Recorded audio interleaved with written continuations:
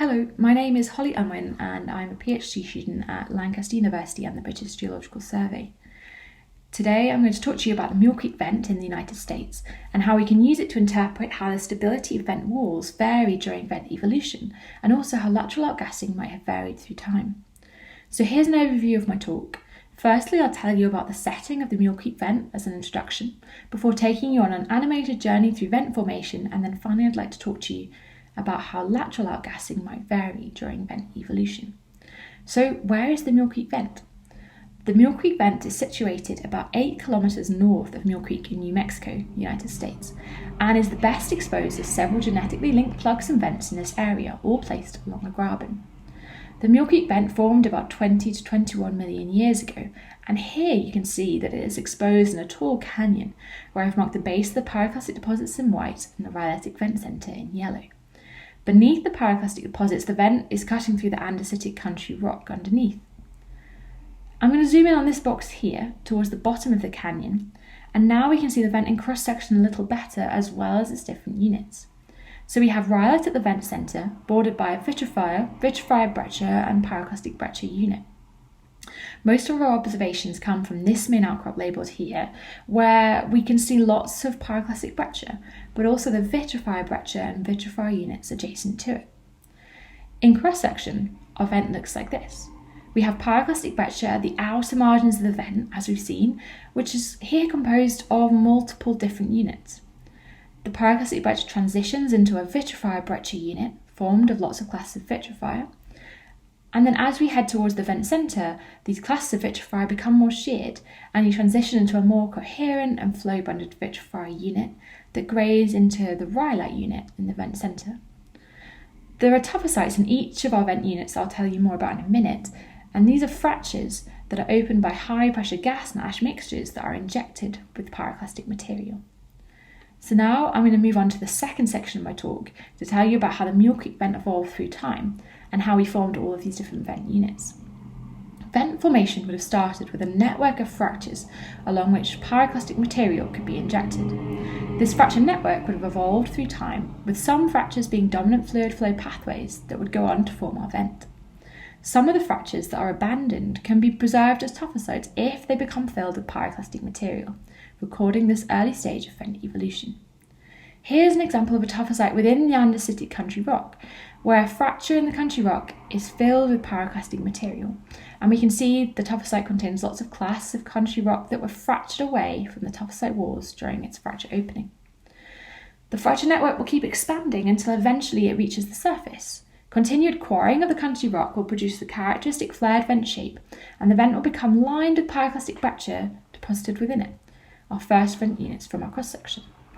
If we take a log across the pyroclastic breccia units deposited at our main outcrop towards the base of the vent, we can see that they contain lots of lithics, and so here we're looking at the vent opening and clearing stage, with continuous quarrying and reworking, allowing those lithics to become mixed into the rest of our breccia. Our vent will keep filling with pyroclastic breccia, and at Mule Creek we can see that this is formed of multiple vent units, separated by different erosive surfaces. These erosive surfaces, alongside faulting and slumping, demonstrate that the evolving conduit pathway is unstable and migrating through time. As the vent fills with material, the later units of pyroclastic breccia dip more steeply into the vent centre. You can see this both in the outcrop photo and the way I've drawn the units in the animation. The tophocytes within the pyroclastic breccia are not tophocytes in the usual sense. Rather than fracturing open the surrounding rock, they are instead just within the pore space of the pyroclastic breccia. These tophocytes are representing lateral outgassing pathways through the pore space of the permeable pyroclastic breccia, where gas has weaved its way around the clasts, depositing particles in areas where it has a lower velocity. Next, we emplace our vitrified breccia, and we interpret the vitrified breccia and vitrifier as being accreted onto the walls of the conduit by the accumulation and sintering of ash-sized particles. We see this happen within the pyroclastic breccia, where here there's a glassy contact between two pyroclastic breccia units, where perhaps there was the accretion of particles at a time when there was a less large pyroclastic material being supplied to this area. But this then returned and another pyroclastic breccia unit was deposited. The transition from pyroclastic breccia to vitrifier might represent a reduction in explosivity or an increase in temperature to allow material to sinter along the conduit margins. The vitrifier breccia is formed of angular classes of vitrifier and a few lithics, often with a jigsaw fit appearance, and so we interpret these as being formed in situ by repeated fracturing and healing. The reddish material in between these dark classes is also clastic, and these tuffosites show the fluidization and transport of particles along fractures. Within these fractures, we see areas formed of sintered or partially sintered glassy particles, recording exactly the process that we interpret the vitrifier to have formed by. So finally, our vitrifier is then accreted. Here, our explosivity is reduced sufficiently to prevent as much fracturing of the accreting vitrifier, allowing a more coherent unit to form. Let's have a think about how outgassing might have changed during vent evolution.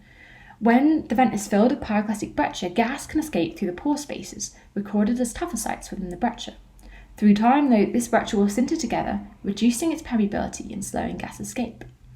Once the vitrifier and vitrifier breccia start to accrete, the walls of the conduit become sealed, preventing lateral outgassing. This will cause the overpressure to increase, forming fractures as we see in the vitrifier breccia. These fractures are then necessary for lateral outgassing to occur. But tuffosites will seal back together, and so are only transient pathways, and more fracturing will be necessary for lateral outgassing to continue. As explosivity reduces, less fracturing will occur, and a more coherent vitrifier unit can be accreted. So to summarise, we can see that tuffosites formed at each stage of vent evolution, as they're found in each unit of the vent, and the tuffosites in different units have got different characteristics dependent on the host rock that they form in. The porosity and permeability of the vent walls evolve through time, from initially permeable pyroclastic breccias to less permeable ones, as particles sinter together through time. Tuffosites in the pore space of the pyroclastic breccias indicate how gas could initially use that pore space to escape, transporting and depositing particles within it to form our tuffosites. Once the vent walls seal further as the vitrifier and vitrifier breccia units start to accrete, lateral outgassing can only happen if fractures can be opened to create pathways for gas to escape. And we can see through the number of fractures and tuffosites in the vitrifier breccia unit that this process appears to be happening repeatedly. Thank you.